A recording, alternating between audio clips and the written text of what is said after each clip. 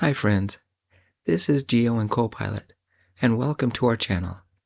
Tonight's story is a neon-lit first date in Las Vegas, where miniature golf meets queer chemistry. Let's get started. It was just after 8 when we arrived at Cosmic Putt, a glow-in-the-dark miniature golf course tucked behind a strip of casinos and taco trucks. The Vegas evening was warm, humming with slot machine jingles, and the scent of grilled onions from the food cart next door. Dylan wore a black polo and jeans, casual but crisp. I'd gone with a graphic tee that said, "I'm trying my best," in rainbow letters. It felt appropriate. "Ready to lose?" he asked, handing me a neon orange ball. "Bold of you to assume I play fair," I said, taking the putter with a wink. We were 2 holes in when I realized Dylan had a laugh that made me want to bottle it. He snorted when he missed, grinned when I cheated, and gave me a slow clap when I sank a lucky shot off a plastic flamingo. The course was ridiculous, in the best way. Hole 3 had a spinning disco ball obstacle. Hole 6 involved a ramp shaped like Elvis's pompadour. By hole 9, we were neck and neck, and I was starting to sweat. Not from the heat, but from the way Dylan looked at me when I bent to line up a shot. "Vegas is wild," he said, watching a bachelorette party scream laugh their way past us. "But this is perfect." I nodded, pretending to focus on my putt. "I like the chaos."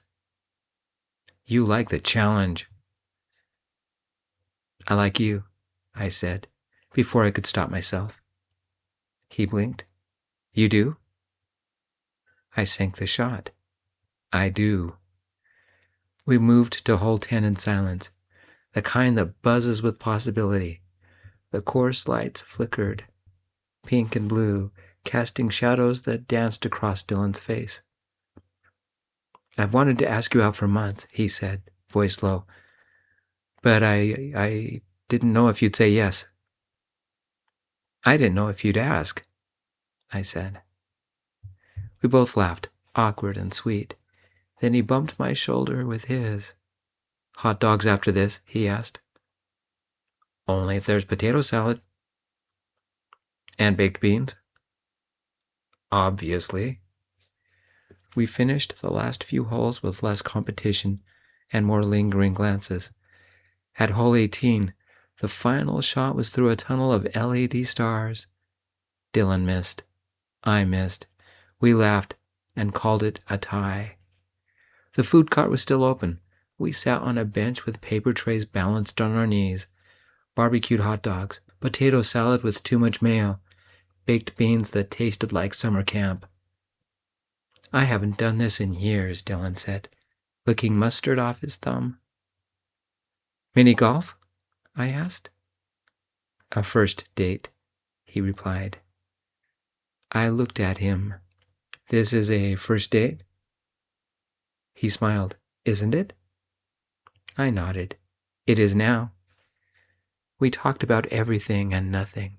Favorite movies, worst jobs, the time I tried to dye my hair blue and ended up with swamp green.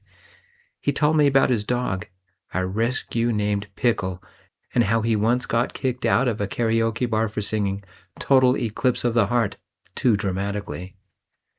At 10:30, the fireworks started. We hadn't known there'd be fireworks. Apparently, the casino next door did a weekly show.